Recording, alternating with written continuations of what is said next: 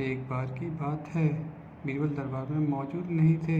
इसी बात का फायदा उठाकर कुछ मंत्रीगण बीरबल के खिलाफ महाराज के कान भरने लगे। उनमें से एक कहने लगा, महाराज, आप केवल बीरबल को ही हर जिम्मेदारी देते हैं और हर काम में उन्हीं की सलाह ली जाती है।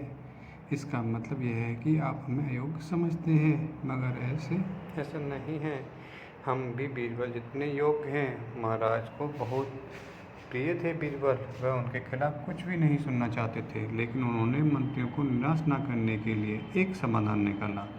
उन्होंने उनसे कहा, मैं तुम सभी को एक प्रश्न का जवाब चाहता हूँ, मगर ध्यान रहे कि अगर तुम लोग इसका जवाब न दे पाए तो मैं तुम सबको फांसी की सजा सुनाऊंगा।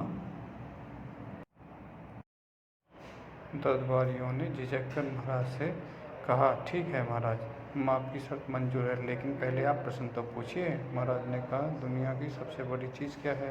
यह सवाल सुनकर सभी मंत्रीगण एक दूसरे के मुंह ताकने लगे। महाराज ने उनकी स्थिति देखकर कहा, याद रहे कि इस प्रश्न का उत्तर सटीक होना चाहिए।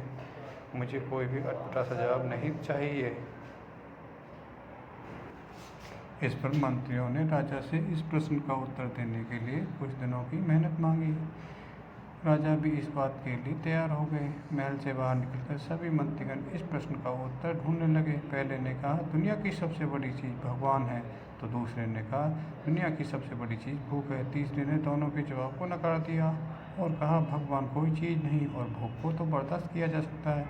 इसलिए राजा के प्रश्न का इन दोनों में से कोई भी उत्तर नहीं है। हमें दूसरा उत्तर ढूंढना पड़ेगा। सभी मंत्री एक दूसरे की तरफ देखने लगे, क्या है आंसर। धीरे धीरे समय बीतता गया और मोहलत के लिए दिए गए दिन भी गुजर रहे।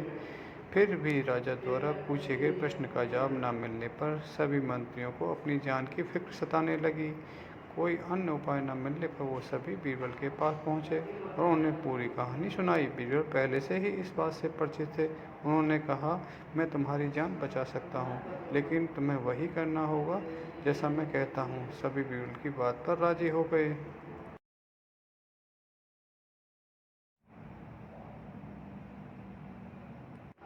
अगले ही दिन बीरबल ने एक पालकी का इंतजाम करवाया। उन्होंने दो मंत्रियों को पालकी उठाने का काम दिया।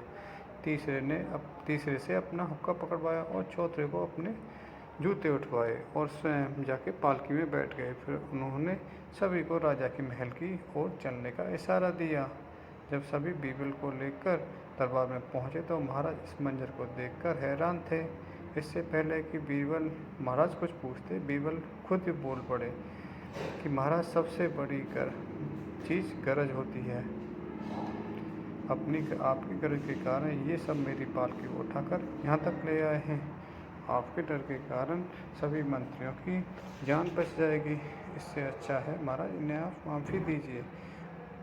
अकबर मुस्कुराए और उन्होंने बीरबल की बात पर सम्मान किया और सभी को छोड़ दिया।